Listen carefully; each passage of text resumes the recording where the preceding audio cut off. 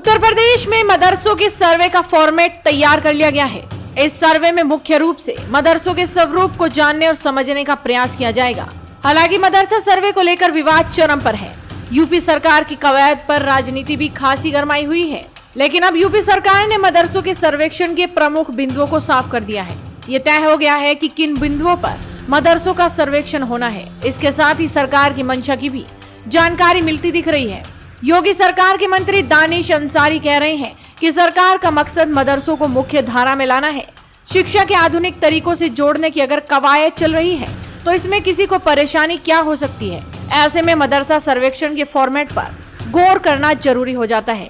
सरकार की ओर से जारी किए गए फॉर्मेट में सर्वे के 12 बिंदु तय किए गए हैं। इसमें देखा जाएगा कि प्राइवेट स्तर पर चलने वाले मदरसों की गवर्निंग कैसे होती है, इन्हें पैसे कहां से आते हैं, पाठ्यक्रम क्या है।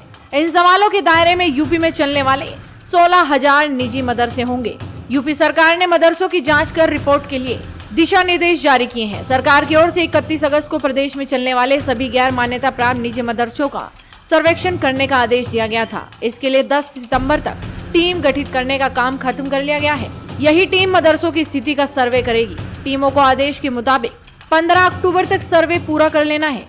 ये टीमें 25 अक्टूबर तक अपनी सर्वे रिपोर्ट सरकार को सौंप देगी। बकौल AIMIM प्रमुख असदुद्दीन ओवैसी, ये मिनी NRC है। इसके जरिए सरकार निजी मदरसों पर हस्तक्षेप करना चाहती है, लेकिन इस मामले में मंत्री दानिश आजाद अंसारी का कहना है कि कोई राजनीति नहीं है। ये मदरसों की स्थिति में सुधार का प्रयास है। इसमें हर किसी को साथ देना चाहिए। ऐसे में आपको जान लेना चाहिए कि सर्वे में वो कौन से 12 बिंदु होंगे जिनके जरिए मदरसों का सर्वेक्षण कराया जाएगा। पहला, दिए गए फॉर्मेट में बनाए गए 12 कॉलम में पहला कॉलम मदरसे का नाम से भरा जाएगा। दूसरा, मदरसे को संचालित करने वाली संस्था का नाम इसमें भरा जाएगा। तीसरा, मदरसा के स्थापना वर्ष के बारे में विवरण भरना होगा। चौथा, फॉर्मेट के चौथे कॉलम में मदरसों की अवस्थिति का पूरा विवरण देना होगा, मतलब मदरसा निजी भवन में चल रहा है या किराए के भवन में, इसकी जानकारी देनी होगी। पांचवा, क्या मदरसे का भवन छात्र छात्राओं के लिए उपयुक्त है, इस सवाल का जवाब देना होगा। इसमें बताना होगा कि मदरसे का भवन सुरक्षित है या नहीं।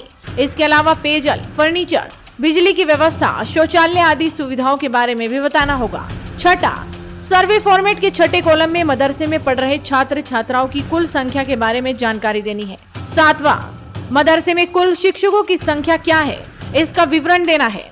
आठवां, मदरसे में लागू पाठ्यक्रम क्या है, मतलब किस पाठ्यक्रम के आधार पर बच्चों को शिक्षा दी जा रही है, इसकी भी जानकारी ली जाएगी। नौवां, मदरसे की आय का स्रोत क्या है, इसमें ये बताना होगा कि मदरसा को संचालित करने के लिए दान या ज़कात मिल रही है तो वो कहां से आ रही है।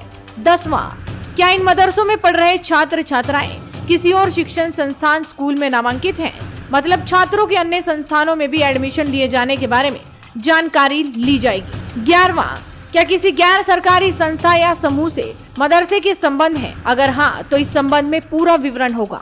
और 12वां, ये कॉलम अभियुक्ति का होगा। इसमें सर्वेयर तमाम बिंदुओं पर मदरसा संचालकों की ओर से उपलब्ध कराई गई जानकारी पर अपनी टिप्पणी लिख सकते हैं।